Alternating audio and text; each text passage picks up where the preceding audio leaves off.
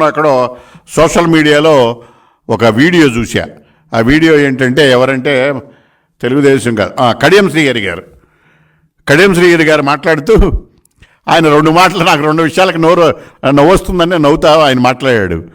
జగన్మోహన్ రెడ్డి గారు అవినీతిని గురించి మాట్లాడుతున్నారండి, నాకు నవ్వు వచ్చింది అని నవ్వుతా. ఆయన తండ్రి అధికారాన్ని పెట్టుకుని 1,00,000 కోట్లు దోచేసిన ఆయన అవినీతిని గురించి మాట్లాడుతున్నాడు. అలాంటి దౌర్భాగ్యమైన స్టేజ్లో మనం ఉన్నాము అని చెప్పేసి ఆయన చెప్పాడు. మరి అది చూసిన తర్వాత ఇవాళ ఆంధ్రప్రదేశ్ భ్రష్టు పట్టించి తెలంగాణలో ఉన్న మంత్రులందరూ రోజు మన ఆంధ్రప్రదేశ్ని తిడుతూ హేళన చేస్తూ ఉంటే మీ మంత్రులు ఒక్కరు నోరెత్తరు. చంద్రబాబు నాయుడు గారిని తిట్టడానికి, రామోజీరావు గారిని తిట్టడానికి, మార్గదర్శి మీద కేసులు పెట్టడానికి, ప్రతిపక్ష నాయకుల మీద కేసులు పెట్టడానికి, ఇట్లా బెదిరించి పోలీసులను అడ్డం పెట్టుకుని మీ పబ్బం గడుపుకోవడానికి కాలక్షేపం చేస్తున్నారు. కనుక మీకు ఎటువంటి నైతిక హక్కులు లేవు, మోరల్స్ లేవు, రాజకీయపరమైన విలువలు లేవు, వ్యక్తిగతమైన క్రమశిక్షణ లేదు. మీరు మరొక్కసారి ఇట్లాంటి నీతులు చెప్పకుండా ఉండి మీ పాలన మీరు చేసుకుంటే బుద్ధిగా ఉంటుంది. ప్రజలు ఒకవేళ రేపొద్దున మీరు ప్రతిపక్షంలో ఉన్నప్పటికీ కొంచెం గౌరవించడానికి మీకు భవిష్యత్తు ఉంటుంది. అది కూడా లేకపోతే మీరు ఇక మీ పార్టీ కాదు కదా, మీ పార్టీలో మీ నాయకులే. ఇప్పుడే మీ పత్రికల్లో మీరు రాయకపోవచ్చు, కానీ మిగతా అన్ని పత్రికలు మీ ఎమ్మెల్యేలు ఎంతమంది ఎలా రోజు తిరగబడుతున్నారో, మీ గురించి ఏమనుకుంటున్నారో, మీరు వాస్తవంగా మీ పక్కన మిమ్మల్ని నమ్ముకున్న వాళ్ళను కూడా మీరు ఒక్కసారి వినండి. మీ నిజాలు, మీ నిజ రూపం, అద్దంలో మీ ప్రతిరూపం కనపడుతుంది. Okay, thank you. ఆంధ్రప్రదేశ్లో ప్రభుత్వ ధనాన్ని, ప్రజాధనాన్ని, ట్యాక్స్ పేయర్స్ మనీని 2 రకాలుగా దుర్వినియోగం చేస్తున్నారు. ఒకటి,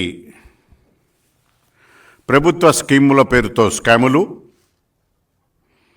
2, పార్టీ కార్యక్రమాలను ప్రభుత్వ కార్యక్రమాలుగా ప్రచారం చేసుకుంటూ ప్రజాధనాన్ని దుర్వినియోగం చేయటం.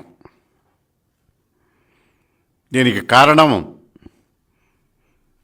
వైఎస్ఆర్సిపి జగన్మోహన్ రెడ్డి గారి ప్రభుత్వ వైఫల్యం. రాష్ట్రాన్ని ముందుకు తీసుకువెళ్ళటంలో, పాలన చేయటంలో వైఫల్యం. కక్షపూరిత రాజకీయాలతో రాష్ట్రంలో విధ్వంసం. ప్రజాస్వామ్య రాజ్యాంగ ప్రాథమిక హక్కుల ఉల్లంఘన జరుగుతున్నది. రాష్ట్రంలో జరుగుతున్న రాజకీయ క్రీడ.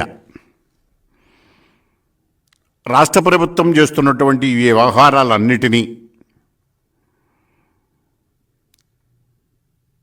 లోపాలు ఎత్తి చూపించిన వారిపైన, అవినీతిని విమర్శించిన వారిపైన కేసులు పెట్టి కక్ష కట్టి జైళ్లకు పంపటం, సోషల్ మీడియా వాళ్లలో పోస్టింగులు పెట్టిన వారిపైన అర్ధరాత్రికాడ నిర్బంధించి ఊళ్ళు తిప్పి అక్రమంగా కేసులు పెట్టడం.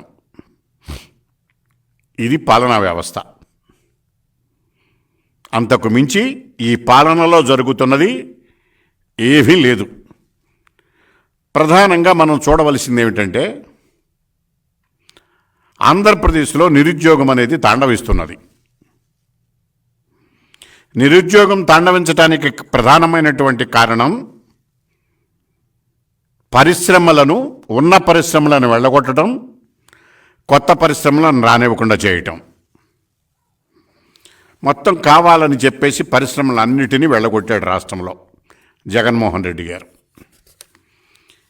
ఎన్ని పరిశ్రమలు వెళ్ళగొట్టాడు అని అంటే,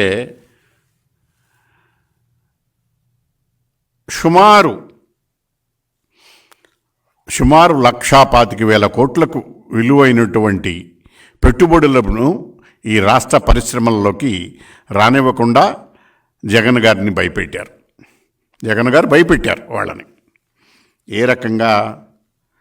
Asia paper and pulps, Jockey industries, Lulu group, Reliance industries, Franklin Templeton data centre, Amara Raja battery, తర్వాత ఎంఎస్ఎంఈలు అనేక ఎంఎస్ఎంఈలు బోళ్ళని క్లోజ్ అయిపోయినాయి. దీనివల్ల మొత్తం సుమారు 2 లక్షల ఉద్యోగస్తులు రోడ్లు పాలయ్యారు. ఈ విషయాలు ఒక పక్కన, ఇది కావాలని కక్ష కట్టి పరిశ్రమలను వెళ్ళగొట్టి అని చెప్పి ఈనాడులో ఆర్టికల్ వచ్చింది.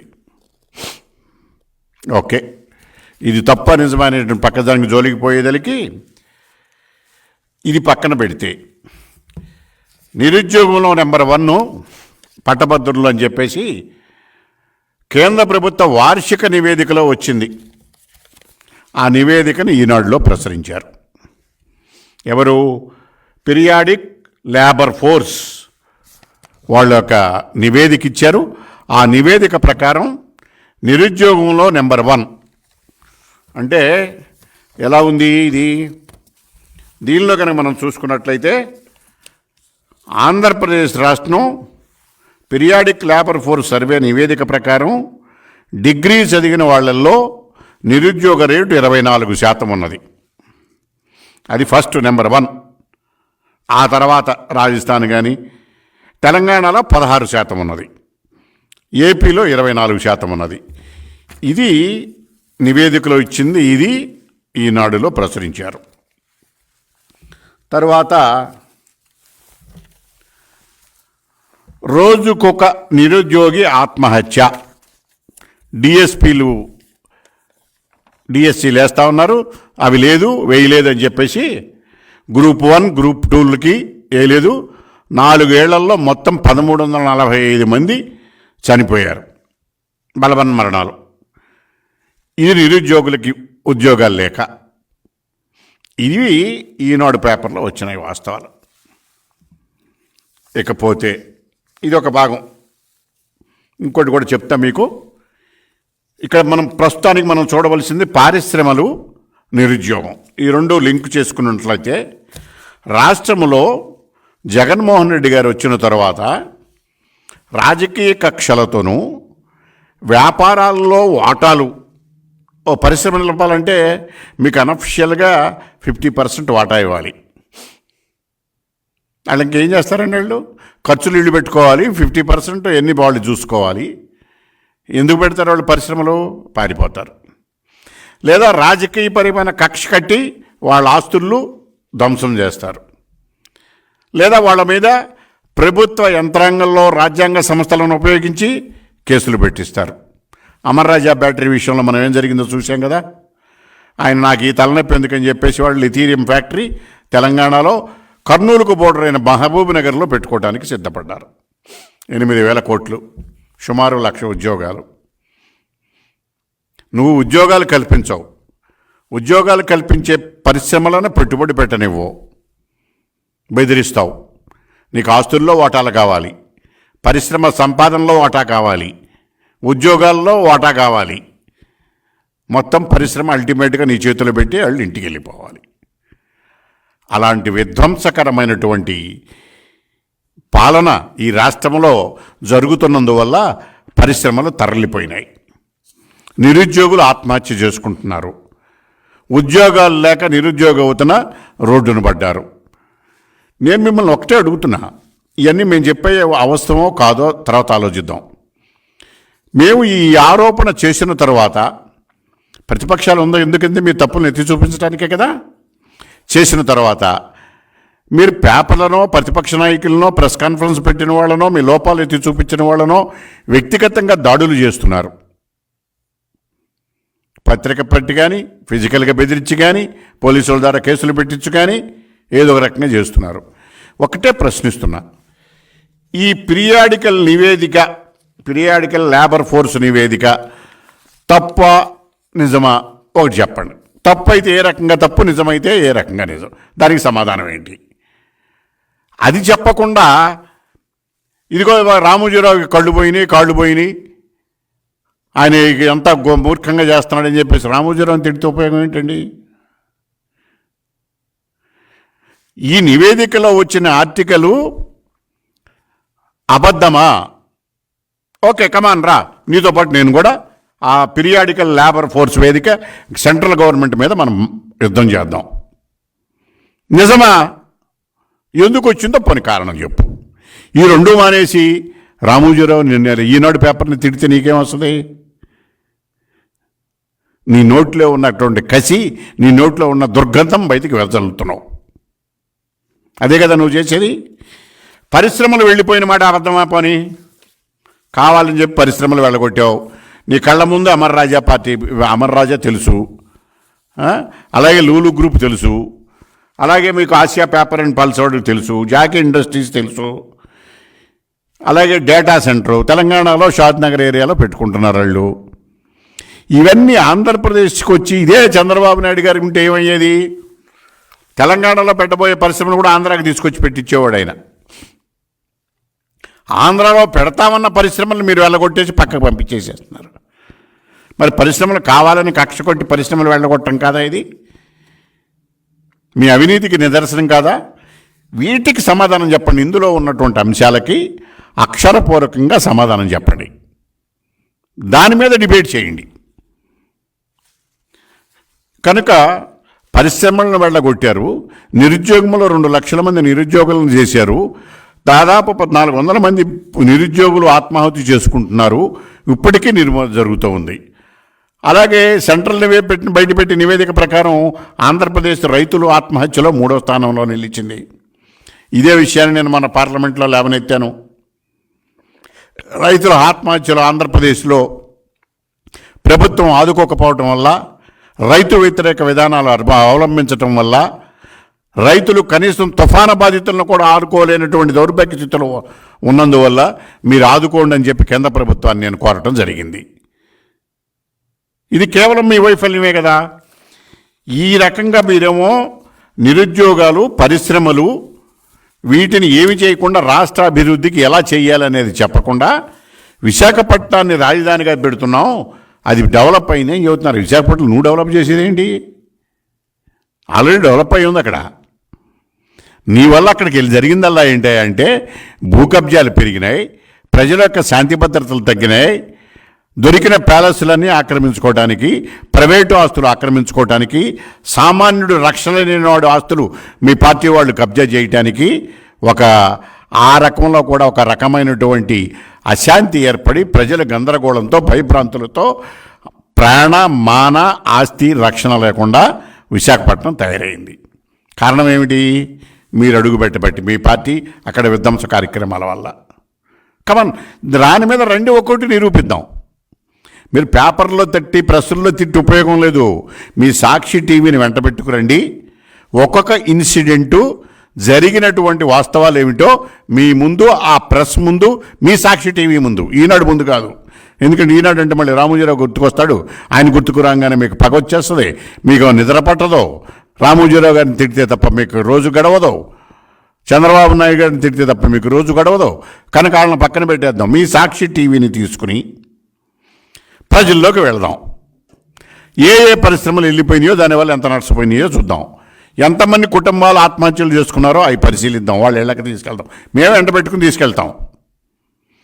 సబ్జెక్ట్ టు కండిషన్ మీ సాక్షి టీవీని వెంట పెట్టుకుని నిష్పక్షపాతంగా మీరు దౌర్జన్యాలు చేయకుండా, తిట్టకుండా, కేసులు పెట్టకుండా, వాస్తవాలు వెల్లడించడం కోసం ప్రజల్లోకి సాక్షి టీవీ ద్వారా ఈనాడులో రాసినటువంటి వార్తలు, కేంద్ర ప్రభుత్వం ఇచ్చినటువంటి నివేదికల ఆధారంగా మనం పరిశీలన చేద్దాం. క్షేత్రస్థాయి పరిశీలన చేయటానికి ఈ వార్తల ఆధారంగా మీరు పత్రికల యొక్క సాక్ష్యంలో, ఎలక్ట్రానిక్ మీడియా, ప్రింట్ మీడియాల వాళ్ళ యొక్క సమక్షంలో విచారణ చేయటానికి మీరు సిద్ధంగా ఉన్నారా? ఉంటే మేము సిద్ధంగా ఉన్నాం. వాటి మేము నిరూపిస్తాం. మీరు సిద్ధంగా ఉంటే చెప్పండి. లేదు అని అనుకుంటే ఈ పత్రికల్లో రాసినటువంటి వాస్తవాలన్నీ కూడా పూర్తిగా నిజాలు అని చెప్పేసి మేము ప్రకటించవలసి వస్తుంది. ప్రకటించేది ఏముంది? మేము ప్రకటించలా, కేంద్ర ప్రభుత్వ సంస్థలే ప్రకటించినాయి. ఒకవేళ కేంద్ర ప్రభుత్వ సంస్థలు తప్పు అయితే, మీ ఎంపీలు ఉన్నారుగా, 31 మంది ఉన్నారు కదా, కేంద్ర ప్రభుత్వాన్ని నిలదీయాలి కదా. ఏంటండి నిరుద్యోగంలో ఎట్లా రాశారు మా మీద, రైతుల ఆత్మహత్యల మీద ఎలా రాశారు, ఇవన్నీ తప్పులు కదా అని చెప్పి పార్లమెంట్లో నిలదీయాలి కదా. మీ ఎంపీలు ఎంతసేపు అక్కడ ఉన్నటువంటి అధికార యంత్రాంగానికి ఊడికం చేసుకోవడానికి తప్ప రెండో కార్యక్రమం లేదు కదా. 21 మంది 31 మంది ఎంపీలుంటే ఏనాడైనా మీ ముఖ్యమంత్రి గారు పార్లమెంటరీ పార్టీ సమావేశం నిర్వహించారా? సమస్యలు చర్చించారా? రాష్ట్రానికి రావలసిన ప్రాజెక్టుల విషయం, నీటి విషయం, నిధుల విషయం, విధుల విషయం, ఏపీ రీఆర్గనైజేషన్ యాక్ట్కు సంబంధించినటువంటి అంశాల అమలు గురించి, మీరు చెబుతున్న ప్రత్యేక హోదా గురించి ఏనాడైనా మీరు మాట్లాడారా? మీ ఎంపీలు మాట్లాడారా?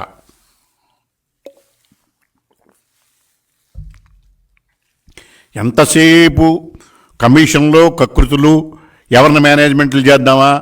మీ ఎంపీలు ఏం చేస్తున్నారు? 31 మంది ఒక్కరోజన్న మీటింగ్ పెట్టి మాట్లాడుకున్నారా ఈ సమస్యల గురించి? మీ ముఖ్యమంత్రి మాట్లాడా? ఆఖరికి చంద్రబాబు నాయుడు గారు జైల్లో నుంచి బయటికి రాగానే ఆయన నిర్వహించిన మొదటి కార్యక్రమం ఏంటో తెలుసా మీకు? మీరు అక్రమంగా ఆయన నిర్బంధిస్తే న్యాయస్థానాలు ఆయనకి రక్షణ కల్పించి బయటికి తీసుకువస్తే, బయటికి తీసుకువచ్చిన రోజే ఆయన చేసినటువంటి మొట్టమొదటి కార్యక్రమం, మరుసటి రోజు నుంచి పార్లమెంటు ఉంది కనుక పార్లమెంటరీ పార్టీ సమావేశం పెట్టాడు ఆయన. ఆ విషయం తెలుసా అండి మీకు? ఒకసారి పత్రికలు తిరగేసుకోండి, మీడియా తిరగేసుకోండి. ప్రతిపక్షంలో ఉండి కూడా మేము మా విధులు నిర్వహించడానికి, మా గళమెత్తడానికి పార్లమెంట్లో ఏ రకంగా పోరాడాలో మాకు దిశ నిర్దేశం చేసినటువంటి నాయకుడు చంద్రబాబు నాయుడు గారు. మరి మీ జగన్మోహన్ రెడ్డి గారు 31 మంది ఎంపీలను పెట్టుకుని నెలకు 2 సార్లు ప్రధానమంత్రిని, హోంమంత్రిని కలుస్తూ నిధులు వేల కోట్లు అప్పులు తెచ్చుకుంటూ, ఆ అప్పులు తెచ్చినటువంటి అప్పులను మీరు దిగమింగుతూ ప్రజా సంక్షేమం కార్యక్రమంతో పేరుతో ఏనాడైనా ఈ రాష్ట్ర ప్రభుత్వ సమస్యలపైన, నిరుద్యోగం పైన, పరిశ్రమలపైన, ఏపీ రీఆర్గనైజేషన్ యాక్ట్లో అమలు చేయవలసిన విషయాలపైన మీటింగ్ పెట్టి చర్చించారా?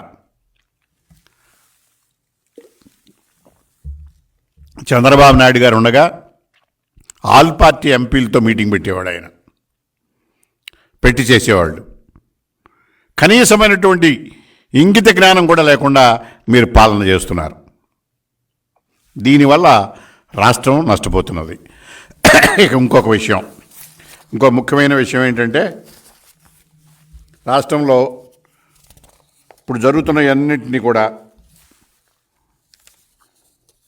నేను ఉన్నాను, నేను వినను అని చెప్పి ఈనాడులో ఒక ఆర్టికల్ వచ్చింది. దాని మీద మీరు ఏం చేశారు? సాక్షిలో ఒక ఆర్టికల్ వేశారు. అసత్యాలు అసూయపడేలా, పైచ్యం దాటిన పైచాచికం, జనం మెచ్చిన జగన్ పాలనలో అసూయతో మెలిగిపోతున్న రామోజీ, పరిపాలనకు మానవీయతా కోణం అని చెప్పి జగన్ గారి గురించి రాశారు. నేను విన్నాను, నేను ఉన్నాను అని. ఒక్క విషయానికి సమాధానం చెప్పండి.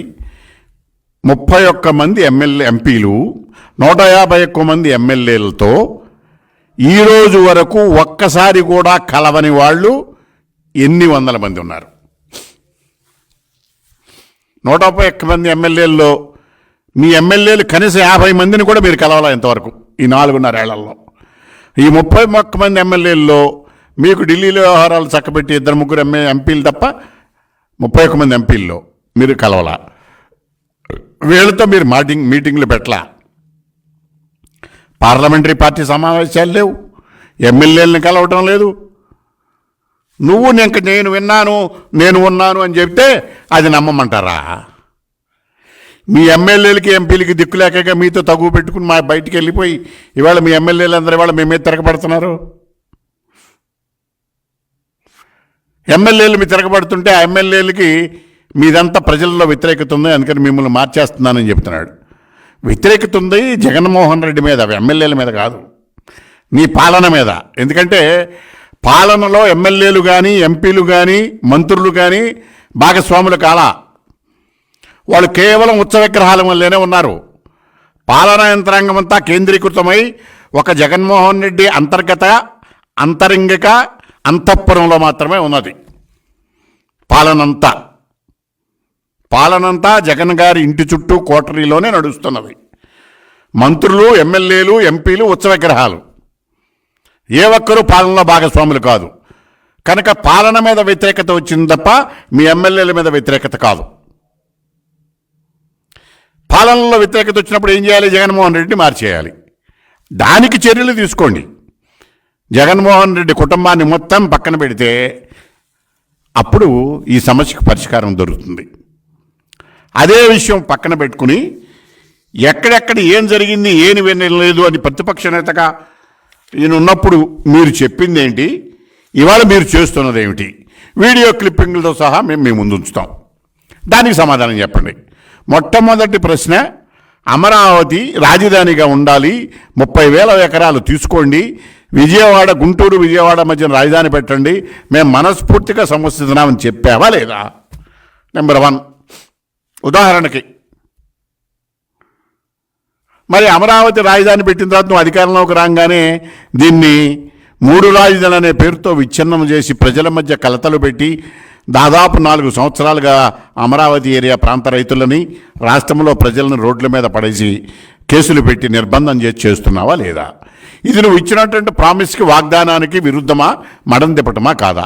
ఇలాంటివి చెప్పుకుండా పోతే ఇవాళ నాకు ఈరోజు సరిపోదు. వాటికి మీరు సమాధానం చెప్పండి. మేము ఇంతకు ముందు చెప్పాము, మేము తప్పు అయిపోయింది, లెంపలేసుకుంటున్నాం, ప్రజలకు క్షమాపణ చెబుతున్నాం. నువ్వు అధికారంలోకి రావడానికి చెప్పిన మాట ఏమిటి? అధికారంలోకి వచ్చినాక మడం తిప్పింది ఏమిటి? అదే కదా మరి మీరు చెప్పినటువంటి భిన్నాలకు భిన్నంగా ఉంటే ఈనాడు పేపర్లో అవి వస్తే రామోజీరావు గారి మీద దాడి చేస్తారు మీరు. అంతా బాగానే ఉంది. ఇక ప్రజాస్వామ్యుని దుర్వినియోగం చేసి జగన్మోహన్ రెడ్డి గారు జన్మించారు. పాపం ఆయన ఎప్పుడు జన్మించారో కానీ ఆ రాష్ట్రానికి పట్టిన అదృష్టమో దురదృష్టమో మనకు తెలియదు. కానీ ఇవాళ ప్రభుత్వ ధనాలతో ఆంధ్రప్రదేశ్ ఖనిజ అభివృద్ధి సంస్థ ప్రభుత్వ ధనంతో సుమారు 100 కోట్లు. ఈ 100 కోట్లు కూడా ఎవరికి వెళ్ళాలి? సాక్షి పేపర్కి వెళ్ళాలి. డబ్బులు ఎవరి? ప్రభుత్వ సంస్థలై. ఈ పుట్టినరోజు ఎవరిది? జగన్మోహన్ రెడ్డి గారిది. జగన్మోహన్ రెడ్డి గారి పుట్టినరోజుకి రాష్ట్ర ప్రభుత్వ సంస్థల ద్వారా 100 కోట్లు వెచ్చించి ప్రకటనలు సాక్షి పేపర్లు ఇస్తే మళ్ళీ ఎవరికి వెళ్తాయి? సాక్షి పేపర్కి వెళ్తాయి. అంటే ఏంటి? ఇది ఎక్కడ విడ్డూరం అండి? ఇది ఏ రాష్ట్రంలో ఉన్నా, ఏ ప్రభుత్వంలో ఉన్నా మనం చూసామా? ఇది ప్రభుత్వం నీది, పుట్టినరోజు నీది, పత్రిక నీది, డబ్బులు మాత్రం ప్రజలే. ప్రజల డబ్బుని ఏ రకంగా మౌలు చేయాలనే దానికి ఇంతకన్నా సాక్ష్యం మీకు ఏమైనా కావాలండి?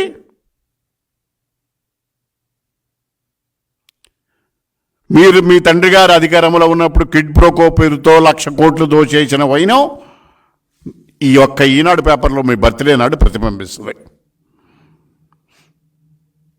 ప్రభుత్వ డబ్బులు, ప్రజల డబ్బులు, ట్యాక్స్ పేయర్స్ మనీని మీ బర్త్డే ప్రచారం కోసం, ప్రచారానికి మీ సంస్థల అన్నిటికీ కూడా ఉపయోగించుకుని ప్రైవేటుగా అధికారికంగా డబ్బులు మీ పత్రిక జారడానికి ఇది ఉదాహరణ. ఇంతకన్నా అవినీతి ఏమైనా ఉంటుందండి? దీన్ని మించిన అవినీతి ఏమైనా మనం చూపించగలమా? మీకు రామోజీరావు గారి మీద నిందలు వేసేటటువంటి నైతికమైనటువంటి బాధ్యత మీకు అసలు విలువలు ఉన్నాయా? ఆ అధికారం ఉందా? మోరల్స్?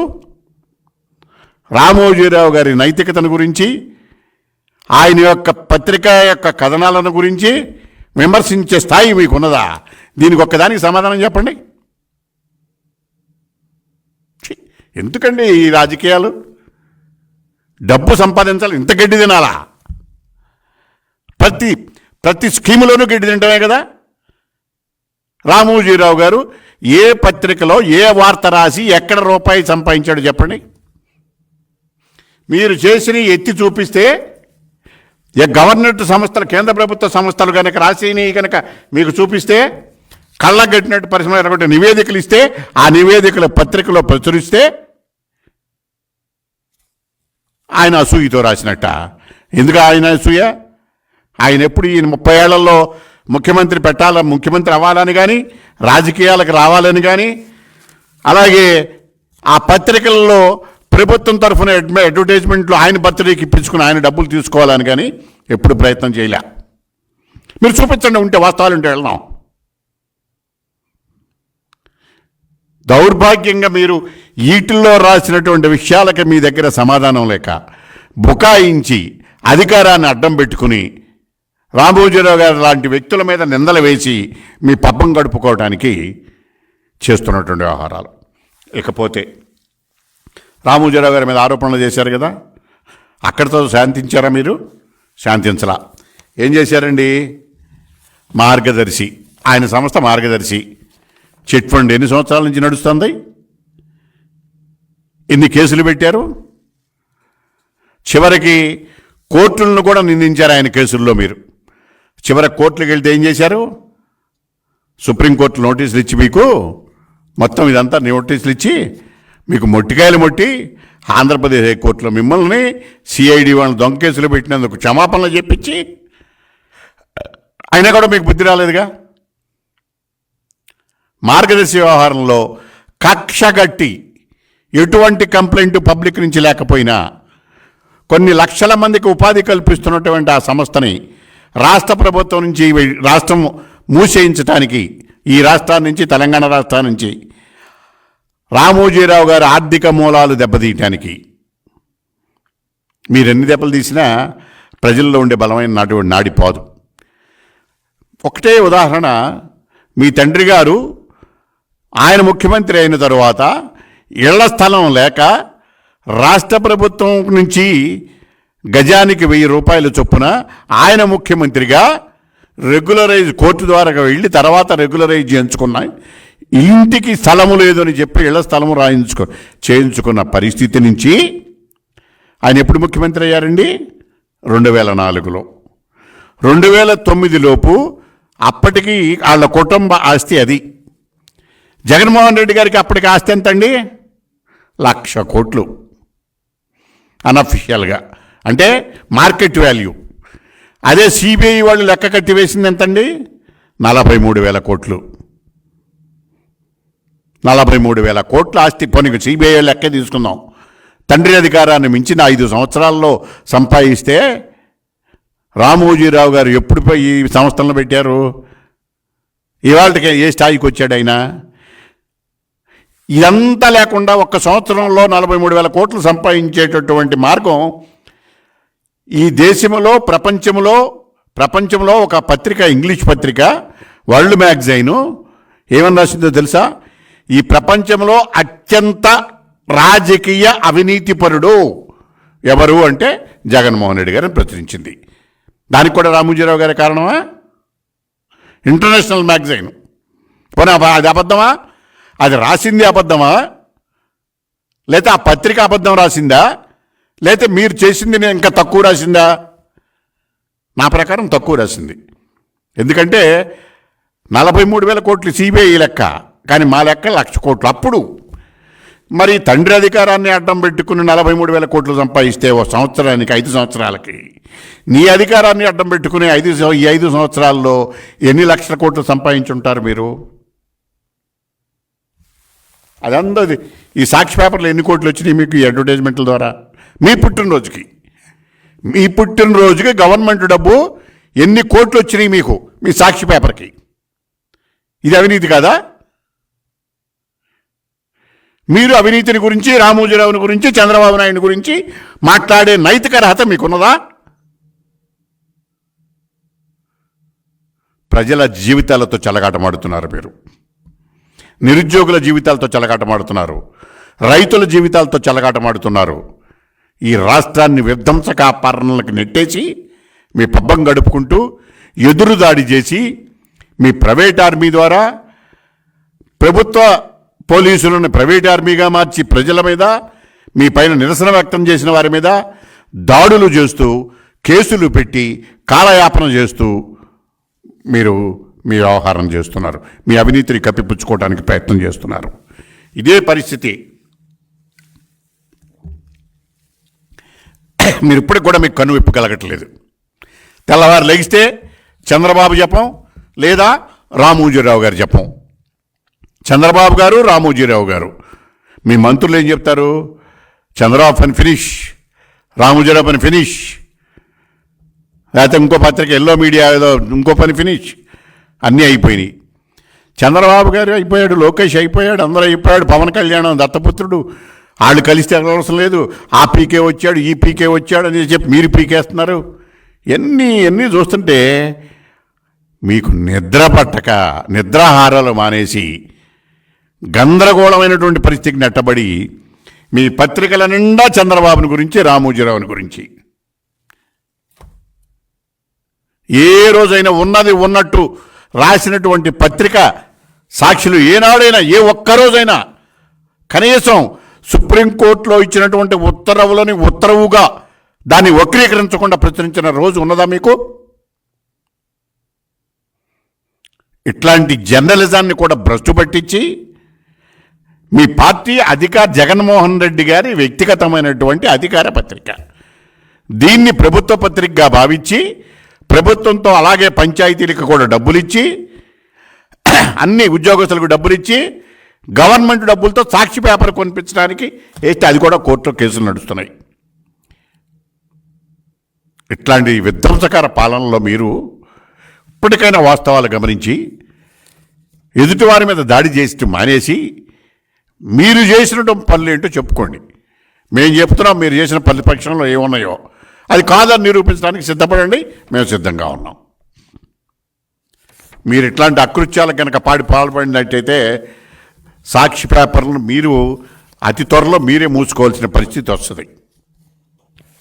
అంతేకాకుండా రామోజీరావు గారి మీద, చంద్రబాబు నాయుడు గారి మీద దాడి చేస్తున్నారు మీరు. మీకు ఎంతో కాలం చేయలేరు, మీకు మిగిలింది ఈ 3 నెలల కాలమే. ఈ 3 నెలల కాలంలో మీ భాగవతాలన్నీ ఇంకా మిగతాయన్నీ కూడా బయటకు వస్తాయి.